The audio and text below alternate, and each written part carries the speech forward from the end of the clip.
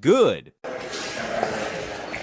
The game. He was here through the last camp when Khamzat went to his first title. It was an insane camp, and the guy was pushing it every day, and you saw the level of wrestling, and you saw what they were working on, and then you saw that wrestling against DDP. Listen, the internet loves to say glazing, they love to say I love to talk, but facts are facts. If you're going to be a dominant world champion and you're going to hold a guy down like DDP for that long with that much dominance, it shows your level of athleticism, but also shows your game plan. And if people can't throw you off the game plan and you get a title, whose fault is it? Not mine. Like Khabib, you know what's coming, you just can't stop it. You can't do nothing about it. That's what all the greatest in the world have. Jordan Burroughs, you know he's going to double leg you. It's not if. But you can't stop it. David Taylor, Bo you know the ankle picks coming. You know Kyle Snyder. You know the rules. You know Sean Like if you don't know wrestling, don't talk to me. But listen, I just learned about wrestling when Khamzat showed up. So no stress. Hey, Pat Downey's going to be here for the next 6 weeks. You know we're going to get the intel from this guy, another American who speaks fluent English. That's already a plus. Like when you're doing this type of behind-the-scenes show and you got 30 Chechens and no one speak a lick of English, it's great to have one guy that can throw in a few one-liners. I'm the lone American. Bear, I need bigger shorts. Bear, Bob. Bigger shorts for Bob. Crazy Bob, your coach? Bob. Punching bag, dog. Oh my God. Okay, so Luke Rockhold has a punching bag at his house here in Newport Coast. Since the guy's so rich, he bought a house that overlooks the water, and he dressed up a punching bag and named it Bob, and then put it in the group chat with the entire team. He sent everybody over the world. Now you don't know where your keys are. Okay, great. And he showed up to practice. Now, did he bring his gear? No. Is he ready to train? No. But he showed up to practice, and that's all that matters. Oh, man. What's up, boys? All good? All good? And I just watch. You know, you got the boys here. Good? Okay. Yeah, man, the kid trying to flip it. Good? Yeah.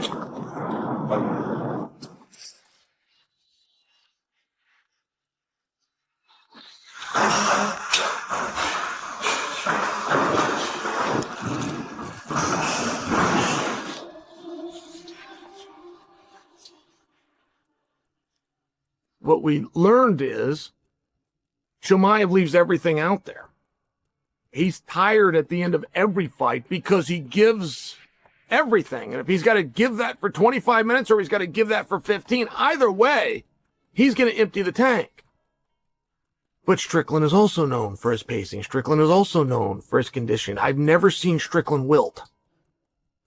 Even on fights that haven't gone Sean's way, it's not because he got tired and gave up, ever. One of these guys is better than the other one, and one of these guys is going to have an ability and a skill set that is going to overwhelm his opponent. And we're going to know who that is. Not at the end of 25 minutes. We're going to know who that is at the end of... Man, I think Sean could pull this off, man. I'm actually thinking if that Sean Strickland shows up, I think he pulls this off, man. I think he defends a couple shots. He will get taken down, but I think he gets back to his feet. And then if he can get his jab going, his jab and those teep kicks going, because what Sean does well naturally is already a good defense towards a guy like Khamzat. Mm-hmm. And it's not like he's got to do anything different. Just what he does good naturally is already a good start for beating a guy like Khamzat. So him adding on to that, I think, man, if the guy who fought Fluffy shows up, he beats Khamzat. If Khamzat literally was taken down with ease and just bullying him, I mean, then it's hard to picture Sean just getting fucked up, just because we've seen him fight so many times and no one really ever, even when he have close fights, he's never getting his ass kicked. So I'm excited for that fight. He got knocked out though. Huh? Didn't he get knocked out? Nah. By prayer? No, yeah, he did. Fucking Hold on. Shame. Watch out. Understand. As far as how I think the fight plays out, I do think Chimaev wins. I think Strickland, I mean, he had lightning in a bottle against Israel Adesanya. You know, he's capable of pulling off an upset. We've seen that before. I just think Chimaev is, I don't know if anyone beats Chimaev right now. And that includes Imavov. I don't think Imavov is going to beat Chimaev either. I think Chimaev is just going to continue to get those takedowns, going to continue to put pressure on. I wonder, though, can he finish Strickland? I'm not sure. He wasn't able to finish DDP. And again, I thought DDP and Strickland were kind of neck and neck when you saw those matchups. I know every fight's different as far as the styles go, but I think Chimaev might end up winning a decision here. I don't think it's going to be a quick finish. I know he's threatened Strickland and saying, you know, like, it's going to be a quick win and all that stuff. I don't think that's going to happen here. Khamzat Chimaev versus Sean Strickland represents one of those matchups where MMA experts find themselves completely divided on the outcome, and that division is what makes the fight so fascinating to analyze. You've got one camp of analysts pointing to wrestling credentials and grappling dominance as clear indicators of how this ends, while another group sees Strickland's approach as capable of turning this into an entirely different type of battle that neutralizes Chimaev's strongest weapons. The predictions range from confident certainties to complete uncertainty, which is precisely what makes this clash worth examining in detail. What the people who live this sport daily, the fighters, analysts, and coaches are saying reveals the key moments that could define everything, and which fighter holds the advantage when the pressure peaks. Biggest thing when you look at Sean Strickland, and everybody talks about it, he has this amazing pace, he has this da-da-da-da. His pace is very, very slow. He's not explosive, he's very here, and he goes here, and it makes sense, all he does is spar. Yeah. That's pretty much his training, he just spars. And he goes here and he just, he throws a jab, he's southpaw. Yeah, he's orthodox. He's orthodox, yeah. Sometimes I feel like he's southpaw, but he goes like this, he throws that jab, and then if you come forward, he stays nice and here, and then he'll, throw his jab and move. But that's all he's gonna do. That's all I feel he's gonna do. Yeah. He doesn't shoot, he doesn't clinch. Yeah. It's pretty... Demetrius Johnson delivers a brutally honest assessment of Sean Strickland's fighting style, emphasizing there's nothing mysterious or unpredictable about his approach when you break it down properly. Johnson describes it as deliberate, consistent, and fundamentally identical, regardless of the opponent standing across from him, built around a constant jab, strategic push kicks for range control, and maintaining position without unnecessary movement. The insight Johnson provides connects directly to Strickland's training habits, specifically his excessive sparring volume compared to most fighters, which means actual fights feel like intensified gym sessions rather than dramatically different scenarios. This explains Strickland's controlled pace, lack of urgency, and unwillingness to change approaches mid-fight because everything stems from thousands of sparring rounds that have programmed these responses into his muscle memory. Yeah, a jab and push kick is what he's going to throw. He's a volume guy. He's not going to knock you out. I'm hoping, I imagine he is, but Khamzat's really trained to counter that jab. Yep. And what Strickland does do a good job of, which is not the... I wouldn't do it, but what he does is he parries a lot. He uses his arms really well. Out here, yes. Right, but I want him to, like for me, if I was fighting him, I would set those traps up. I want him to start doing that. You've seen Pereira do it, right? Like Pereira was like jabbing the chest, getting under, jabbing the chest, and you're getting him to pull his hand. TJ Dillashaw expands on this foundation by acknowledging the limited creativity in Strickland's arsenal, while respecting how genuinely frustrating that style becomes for opponents trying to find openings. Dillashaw explains that standing in a traditional boxing stance against Strickland means absorbing jabs and push kicks continuously throughout the fight, not necessarily facing knockout danger but getting trapped at Strickland's preferred range where effective countering requires significant risk.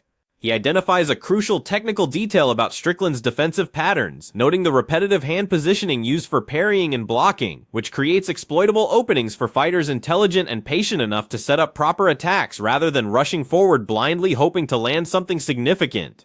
And one thing about that is like when you just broke down, it's very basic, right? You can fight Sean Strickland and keep it as a sparring match because nothing's going to go above that.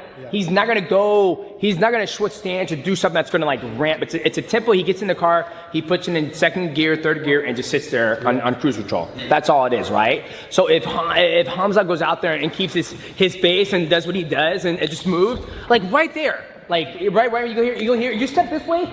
Only thing you have to watch about, like, he's in this position right here. He can do a spinning back elbow, boom, which is very possible people do, or he has to get his shit together, and he comes back in front. He has to get his shit together and turn and face me, right? And so he does that. All Khamzat has to do is stay here, and then boom! And that's what Khamzat's so good at, is Khamzat comes out and he moves, and he's here, and he's always moves. Demetrius Johnson connects this analysis directly to Khamzat Chimaev's role in the matchup, explaining how the entire fight outcome depends on whether Chimaev allows it to become the slow, measured pace that favors Strickland's comfort zone. If the fight resembles a prolonged sparring session with high volume but low urgency, Strickland thrives because that environment matches his training background perfectly. But if Chimaev maintains movement, stays disciplined in his stance, and times entries properly instead of shooting from excessive distances, the dynamic shifts dramatically toward takedowns and ground control, where Chimaev excels.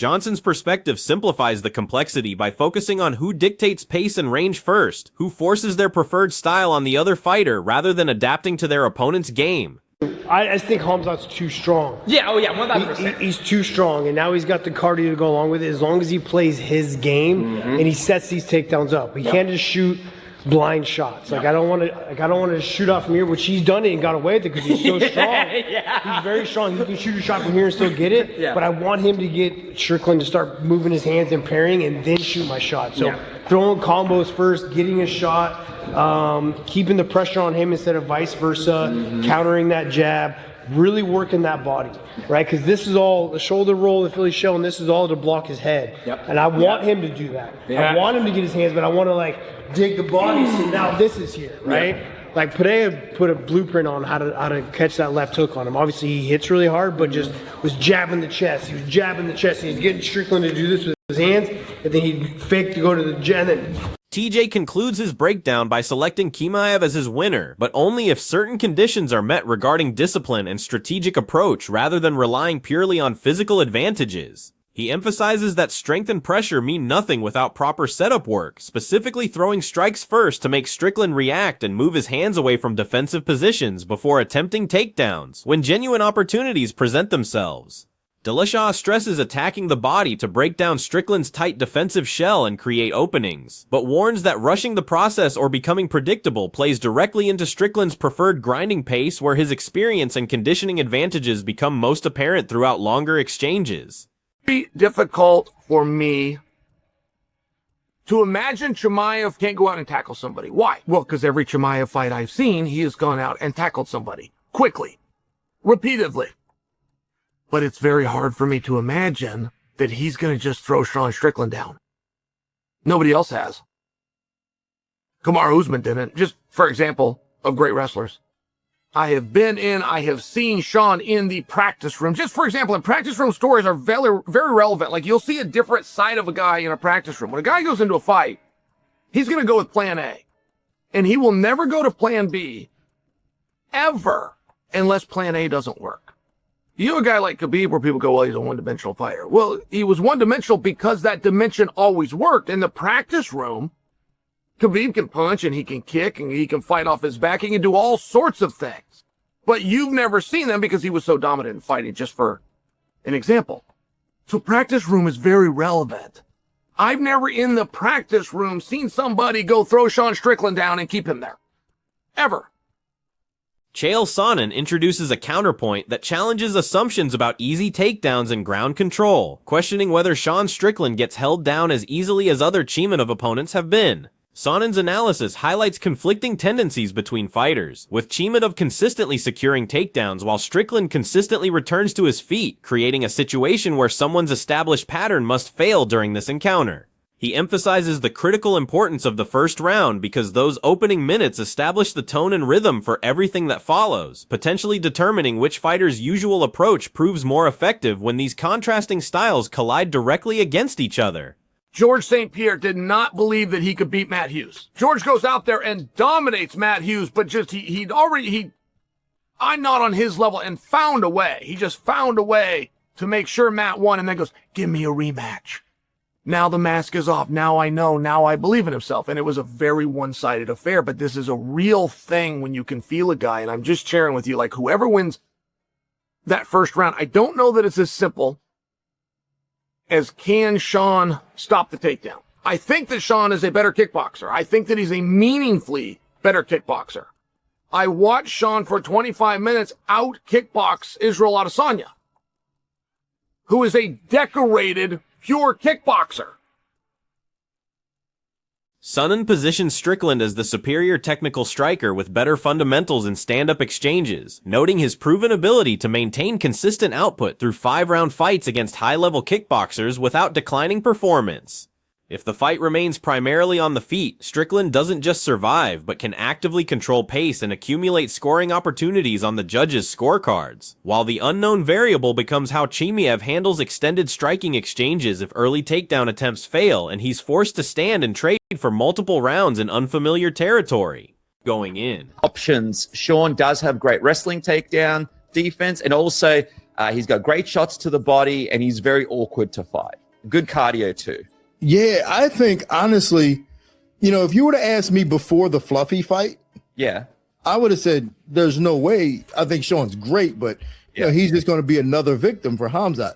But after watching him fight Fluffy up close and personal, again, cage side, man, I think Sean could pull this off, man. I'm actually thinking if that Sean Strickland shows up, I think he pulls this off, man. I think he defends a couple shots. He will get taken down, but I think he gets back to his feet. And then if he can get his jab going, his jab and those teep kicks going, because what Sean does well naturally is already a good defense towards a guy like Khamzat. And it's not like he's got to do anything different. Just what he does good naturally is already a good start for beating a guy like Khamzat. So him adding on to that, I think, man, if the guy who fought Fluffy shows up. Din Thomas admits his initial expectation of Chimaev running through Strickland changed significantly after studying Strickland's performance against Dricus du Plessis, where he demonstrated composure under pressure and ability to handle adversity effectively. Thomas sees a legitimate path for Strickland that doesn't require perfection, but rather staying true to his natural style, defending some takedown attempts while accepting that some will succeed, then trusting his ability to return to his feet and reset the fight to standing exchanges. This analysis differs by not asking Strickland to change anything about his existing approach, instead suggesting his current skill set creates problems Chimaev he hasn't encountered before, especially if Strickland maintains confidence after early takedowns and continues getting back up consistently. For sure, you know, and it's funny because I remember when Sean, when he fought, was it Jack Marsh, and you know, I thought he had some technical difficulties in the way he was throwing his punches. Like it was mechanically a little off, but he's cleaned that up. He's cleaned it up, and he's throwing punches mechanically sound, and he's got some weight behind it. And I think, man, if he shows up, I think he. Thomas gives Strickland genuine winning chances based on which version appears on Fight Night, believing the same composed, consistent fighter from the du Plessis bout can pull off what many consider an upset by surviving early aggression when Chimaev is most dangerous and letting his pace wear down his opponent as rounds progress and fatigue becomes increasingly significant.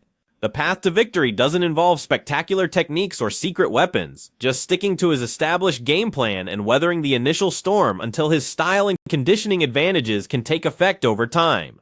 Michael Bisping emphasizes the legitimate danger this fight presents for Strickland, particularly during early rounds when Chimaev's aggressive takedown pressure is most intense and potentially overwhelming. Bisping acknowledges that if Chimaev establishes dominant ground positions and settles his weight properly, the fight can deteriorate quickly for Strickland, but he also recognizes Strickland's difficulty to control on the mat and his survival skills that prevent easy finishes.